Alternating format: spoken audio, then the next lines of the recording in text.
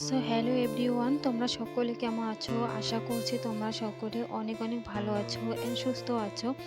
তো আমি এই যে সন্ধ্যাবেলা আর কি হাজবেন্ড পপকর্ন ভাজছিল, তাই আমি একটুখানি ভিডিও করছিলাম।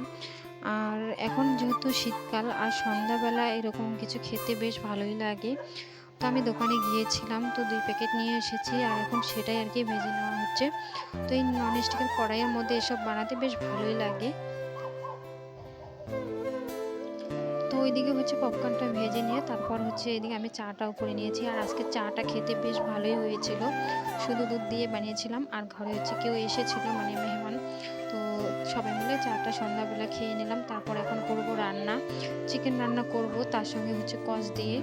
আর এদিকে আমার ঘরের অবস্থা খুবই খারাপ বলতে গেলে, অনেক কাজ অগোছালো হয়ে আছে, সেগুলো ওইদিকে ঠিক করতে লাগবে। আর আমি এইদিকে ক্যামেরার সামনে এসে একটুখানি ঢং মারাচ্ছি।